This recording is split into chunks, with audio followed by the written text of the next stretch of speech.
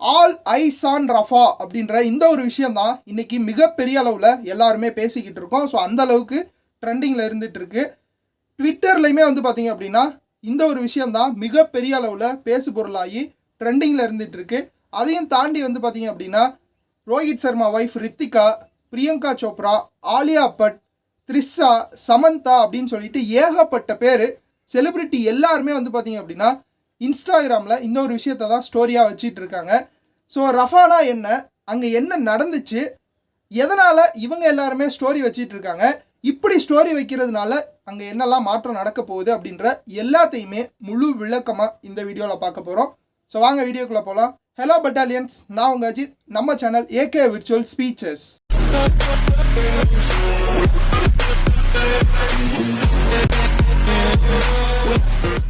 Rafah பாலஸ்தீன நாட்டில் காசாவுக்கு தெற்கு சைடில் இருக்கக்கூடிய ஒரு நகரம் தான் இந்த ரஃபா நகரம்.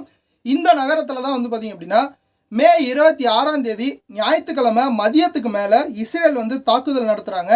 ஸோ இந்த தாக்குதலில் பார்த்தீங்க அப்படின்னா அகதிகள் முகாமில் தங்கியிருந்த கிட்டத்தட்ட 45 அப்பாவி பொதுமக்கள் இறந்து போகிறாங்க. அது மட்டும் இல்லாமல் நூற்றுக்கணக்கானவர் பார்த்தீங்க அப்படின்னா குண்டடிப்பட்டு எலும்பு முறிவு ஏற்பட்டு இருக்கக்கூடிய இடம் டென்ட் கொட்டாயில் தான் இருக்காங்க. அந்த கொட்டாய் கூட இல்லாமல் ஏகப்பட்ட பேர் பரிதவிச்சுக்கிட்டு இருக்காங்க. ஸோ இந்த ஒரு தாக்குதலில் அந்த ஒரு பலியான மக்களுக்காக சப்போர்ட் பண்ணி தான் பார்த்தீங்க அப்படின்னா ஏகப்பட்ட celebrities all eyes on Rafah அப்படின்னு சொல்லிட்டு இந்த ஒரு விஷயத்த ட்ரெண்ட் பண்ணிகிட்டு இருக்கிறாங்க. ஸோ நமக்கு எல்லாருக்குமே தெரியும், பாலஸ்தீனமும் இஸ்ரேலும் ரொம்ப வருடங்களாக சண்டை போட்டுக்கிட்டு இருக்காங்க. ஆனால் இப்போ குறிப்பாக பேசப்படுறதுக்கு காரணம் என்ன அப்படின்னு கேட்டிங்கன்னா, அகதிகள் முகாமில் எதுக்காக இஸ்ரேல் தாக்குதல் நடத்தினாங்க அப்படின்ற இந்த ஒரு கொஷின் தான். ஸோ இஸ்ரேல் என்ன சொல்கிறாங்கன்னா, நாங்கள் அகதிகள் முகாமில் வேணும்னே தாக்குதல் நடத்தலை.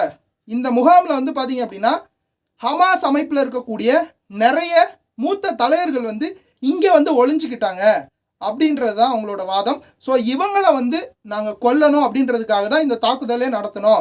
ஆனால் எதிர்பாராத விதமாக தான் இங்கே இருக்கக்கூடிய பொதுமக்கள் இறந்து போனாங்க. நாங்கள் இதை வேணும்னே பண்ணலை அப்படின்றதான் இஸ்ரேல் தலைவர் நெத்தன்யாகு சொல்கிறாரு. ஸோ அவங்க இறந்து போனவங்க எல்லாத்துக்குமே நாங்கள் ஆழ்ந்த இரங்கல் தெரிவிச்சுக்கிறோம். அதையும் தாண்டி இதுக்கப்புறம் வருங்காலங்களில் நாங்கள் இந்த அப்பாவி பொதுமக்கள் மேலே தாக்குதல் நடத்த மாட்டோம். எங்களோட இராணுவம் பார்த்தீங்க அப்படின்னா ரொம்ப சேஃபாக மக்களை கையாள்வாங்க அப்படின்ற மாதிரி நெத்தன்யாகு சொல்லியிருக்காரு. இந்த சண்டை இன்னைக்கு நேற்று தான் ஆரம்பிச்சுதா அப்படின்னு கேட்டிங்கன்னா கிடையாதுங்க. கிட்டத்தட்ட 60-70 வருடமாகவே பார்த்தீங்க அப்படின்னா பாலஸ்தீனமும் இஸ்ரேலும் சண்டை போட்டுக்கிட்டு இருக்கிறாங்க. ஸோ 60-70 வருஷமாக ரெண்டு பேரும் சண்டை அடிச்சுக்கிறதுக்கு அப்படி என்னதான்ப்பா காரணம் அப்படின்னு சொல்லி நிறைய பேர்த்துக்கு தெரியாது. அப்படி நீங்கள் முழு வரலாறு தெரிஞ்சுக்கணும் அப்படின்னா ஐகார்டில் இந்த வீடியோவோட எண்டில் டிஸ்கிரிப்ஷனில் எல்லாத்துலேயுமே லிங்க் கொடுக்குறேன். இதோட முழு வரலாறை தெரிஞ்சுக்குங்க. அப்போ தான் பார்த்தீங்க அப்படின்னா பாலஸ்தீனம் சைடு தப்பு இருக்கா இல்லை இஸ்ரேல் சைடு தப்பு இருக்கா அப்படின்னு சொல்லி எல்லாருக்குமே தெரியும். பொதுவாக பார்த்தீங்க அப்படின்னா நிறைய பேர் பாலஸ்தீன சைடு தான் கரெக்டு, இஸ்ரேல் சைடு தான் கரெக்டு அப்படின்னு சொல்லி பேசிக்கிட்டு இருக்காங்க. நம்ம இந்தியாவுமே பார்த்தீங்க அப்படின்னா இஸ்ரேல் சைடு தான் நின்றுட்டு இருக்காங்க. அதனால் இந்த வரலாறு முழுவதுமே நீங்கள் தெரிஞ்சுக்கோங்க. அப்போ தான் யார் சரி யார் தப்பு அப்படின்றது தெரியும். ஒரு காலங்கட்டம் வரைக்கும் பார்த்தீங்க அப்படின்னா காசா பகுதி அந்த ஒரு இடம் முழுக்க முழுக்க இஸ்ரேலோட கட்டுப்பாட்டில் தான் இருந்துச்சு. ஸோ அப்போ எல்லா மக்களுமே நல்லா தான் இருந்தாங்க. 2006க்கு அப்புறம் தான் பார்த்தீங்க அப்படின்னா காசாலேருந்து இஸ்ரேல் தனியாக பிரிஞ்சு போகிறாங்க. அதுக்கப்புறம் தான் எல்லா பிரச்சனையுமே ஆரம்பிக்குது.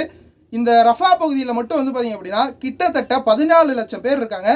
ஸோ எல்லாருமே பார்த்தீங்க அப்படின்னா சொந்த நாட்டிலேயே அகதியாக இருந்துக்கிட்டு இருக்காங்க. ரொம்ப கொடுமையான விஷயம் என்ன அப்படின்னு கேட்டிங்கன்னா, தன்னோட சொந்த நாட்டிலேயே அகதியாக இருக்கிறது தான் மிகவும் கொடூரமான விஷயம். இருக்கிறதுக்கு இடம் கிடையாது. ஒரு டென்ட்டு போட்டுட்டு ஒரு சின்ன இடத்துல ஒரு கொஞ்சோண்டு இடத்துல படுத்துக்க கூட இடம் இல்லாமல் தான் இங்கே நிறைய மக்கள் இருந்துகிட்டு இருக்காங்க. சாப்பாட்டுக்கு வழி இல்லை. கிட்டத்தட்ட ஒரு வருஷமாக அந்த பகுதியில் கரண்ட்டு கிடையாது. ஸோ இந்த அளவுக்கு கஷ்டத்தை அனுபவிக்கிறதுக்கு என்ன காரணம் அப்படின்னு பார்த்தீங்கன்னா பாலஸ்தீனமும் இஸ்ரேலும் சண்டை போட்டுக்கிறதா. ஸோ இந்த ஒரு சண்டையில் தான் பார்த்தீங்க அப்படின்னா முழுக்க முழுக்க தண்ணி கொடுக்கறது, சாப்பாடு கொடுக்கறது, கரண்ட்டு கொடுக்கறது எல்லாமே இஸ்ரேல் நிப்பாட்டிட்டாங்க. ஏன் அப்படின்னு கேட்டிங்கன்னா இஸ்ரேல் தான் எல்லா விஷயத்தையுமே இங்கே பண்ணிக்கிட்டு இருந்தாங்க. ஸோ ஃபைனலாக பார்த்தீங்க அப்படின்னா இந்த காசா பகுதியை ஹமாஸ் அமைப்பினர் கைப்பற்றிட்டனால பார்த்தீங்க அப்படின்னா இஸ்ரேல் வெளியே போயிட்டு இவங்களுக்கு தண்ணி கரண்ட்டு எதுவுமே கொடுக்கறது கிடையாது. ஏன் அப்படின்னு கேட்டிங்கன்னா ஹமாஸ் முழுக்க முழுக்க பயனடைஞ்சிருவாங்க அப்படின்றதுக்காக. ஸோ பாலஸ்தீனமும் இஸ்ரேலும் என்னைக்கு சண்டையை நிப்பாட்டுறாங்களோ அப்போ தான் வந்து இங்கே இருக்கக்கூடிய மக்கள் எல்லாருமே நிம்மதி அடைவாங்க. அதுக்காக தான் வந்து பார்த்தீங்க அப்படின்னா அமெரிக்கா, பிரிட்டன் அப்படின்னு சொல்லிட்டு ஏகப்பட்ட பேர் வந்து இந்த சண்டையை சீக்கிரமாக நிறுத்துங்க அப்படின்ற மாதிரி சொல்லியிருக்காங்க. இதுக்கு முன்னாடி வந்து பார்த்தீங்க அப்படின்னா போன வருஷம் அக்டோபர் 7 வந்து ஹமாஸ் அமைப்பினர் வந்து பார்த்தீங்க அப்படின்னா இஸ்ரேலில் தாக்குதல் நடத்துகிறாங்க. கிட்டத்தட்ட 5000 ஏவுகணைகள் வந்து அங்கே ஏவப்படுது. இதில் 1500 இஸ்ரேல் பொதுமக்கள் வந்து இறந்து போகிறாங்க. கிட்டத்தட்ட ஒரு 1000 பேர்த்த வந்து பார்த்தீங்க அப்படின்னா இந்த ஹமாஸ் அமைப்பினர் வந்து பார்த்தீங்க அப்படின்னா பணைய கைதிகளாக வந்து தங்களோட நாட்டுக்கு பிடிச்சிட்டு வந்துடுறாங்க. ஸோ இதனால் வந்து பார்த்தீங்க அப்படின்னா இந்த பணைய கைதியில் இருக்கக்கூடிய குடும்பத்தில் இருக்கக்கூடிய அந்த சிலர் இருக்காங்க இல்லைங்களா, அவங்க வந்து இஸ்ரேல் பிரதமர் நெதன்யாகு கிட்ட வந்து பார்த்தீங்க அப்படின்னா ஒரு கோரிக்கை வைக்கிறாங்க. எங்களோட குடும்பத்தில் இருக்கக்கூடியவங்கள சீக்கிரமாக எங்களுக்கு கொண்டு வந்து கொடுங்க அப்படின்ற மாதிரி வந்து கோரிக்கை வச்சாங்க. ஆனால் அந்த கோரிக்கையில் வந்து பார்த்தீங்க அப்படின்னா நெதன்யாகு தோல்வி அடைஞ்சிட்டாருன்னு தான் சொல்லணும். இன்ன வரைக்கும் அந்த மக்களை வந்து தன்னோட சொந்த நாட்டுக்கு கூட்டிகிட்டு வரவே இல்லை. ஸோ இதனால தான் வந்து ஹமாஸ் அண்ட் இஸ்ரேல் ஸோ இன்ன வரைக்கும் சண்டை போயிட்டு இருக்கு. 2 நாட்டு சண்டையிலையுமே வந்து பார்த்தீங்க அப்படின்னா கிட்டத்தட்ட ஒரு வருஷத்துக்குள்ள இந்த பாலஸ்தீனத்தில் இருக்கக்கூடிய மக்கள் 36,000 பேர் வந்து இறந்து போயிருக்காங்க அப்படின்னு சொல்லி ஒரு ரிப்போர்ட் இருக்கு. ஸோ இந்த மாதிரி இஸ்ரேலும் பாலஸ்தீனமும் மாறி மாறி சண்டை போட்டுக்கிட்டீங்க அப்படின்னா இதில் இறந்து போகிறது 2 நாட்டிலையுமே அப்பாவியான பொதுமக்கள் தான் அப்படின்னு சொல்லி தயவு செய்து உங்களோட சண்டையை நிப்பாட்டுங்க அப்படின்னு சொல்லி இன்டர்நேஷ்னல் கோர்ட் ஆஃப் ஜஸ்டிஸ் சர்வதேச நீதிமன்றம் வந்து சொல்லியிருந்தாங்க மே 24 ஆனால் 2 நாடுமே வந்து கேட்குற மாதிரி தெரியல. தன்னோட சண்டையை வந்து தொடர்ந்துக்கிட்டே தான் இருக்கிறாங்க. மே 26 வந்து பார்த்தீங்க அப்படின்னா இஸ்ரேலில் இருக்கக்கூடிய தலைநகரம் டெல் அவில்ல வந்து பார்த்தீங்க அப்படின்னா இந்த பாலஸ்தீன ஹமாஸ் படையினர் வந்து பார்த்தீங்க அப்படின்னா தாக்குதல் நடத்தியிருந்தாங்க. அதோட பதில் தாக்குதலுக்கு தான் வந்து பார்த்தீங்க அப்படின்னா இஸ்ரேல் வந்து மே 26 அந்த அகதிகள் முகாமில் வந்து தாக்குனாங்க.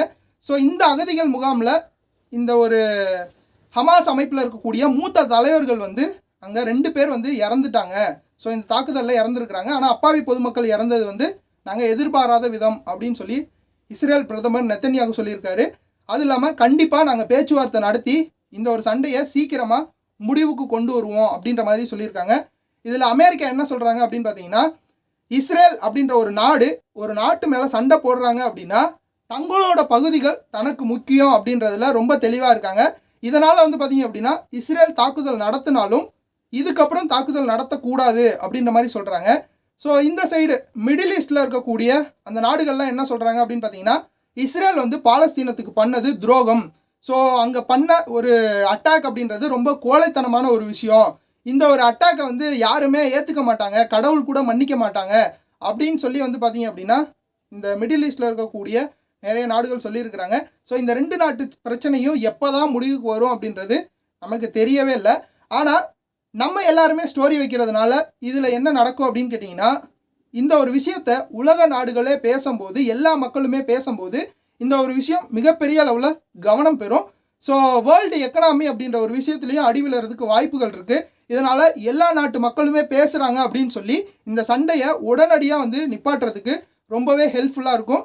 அதையும் தாண்டி வந்து பார்த்தீங்க அப்படின்னா ஏன் நம்ம தமிழ்நாட்டில் பேசணும் அப்படின்னு கேட்டிங்கன்னா கிட்டத்தட்ட நம்ம தமிழ்நாட்டில் 8 கோடி பேர் இருக்கோம். ஸோ எல்லாருமே சேர்ந்து குரல் கொடுத்தோம் அப்படின்னா அந்த 2 நாட்டு சண்டை அப்படின்ற ஒரு விஷயம் சீக்கிரமாக முடிவுக்கு வரும். ஸோ நம்ம போடுற சின்ன சின்ன ட்வீட்டில் இருக்கட்டும், சின்ன சின்ன ஒரு ஸ்டோரியாக இருக்கட்டும், அது மட்டும் இல்லாமல் இப்போ நம்ம யூடியூப்பில் பேசுகிற இந்த ஒரு விஷயமா இருக்கட்டும், எல்லாமே வந்து கவனம் பெற்றுது அப்படின்னா இந்த நாட்டோட சண்டை அப்படின்ற ஒரு விஷயம் சீக்கிரமாக முடிவுக்கு வரும். அதனால தான் ஏகப்பட்ட பேர் வந்து இந்த ஒரு விஷயத்த பேசிக்கிட்டு இருக்காங்க. ஸோ இந்த ஒரு விஷயத்தை பற்றி நீங்கள் என்ன நினைக்கிறீங்க அப்படின்றத கமெண்ட் பாக்ஸில் சொல்லுங்கள். ஸோ இந்த வீடியோவை நிறைய பேத்துக்கு ஷேர் பண்ணுங்கள். அப்போ தான் உங்கள் ஃப்ரெண்ட்ஸ் அண்ட் ஃபேமிலிஸில் இருக்கவங்களுக்கு நிறைய தெரிய வரும். இந்த மாதிரி நியூஸ் அண்ட் இன்ஃபர்மேஷன் உங்களுக்கு வேணும் அப்படின்னா நம்ம சேனலோட இணைஞ்சிருங்க. ஸோ இன்னொரு வீடியோவில் வந்து நான் பார்க்குறேன். Thank you all of you. உண்மையை பேசுவோம், நேர்மையாக பேசுவோம். Bye bye, take care.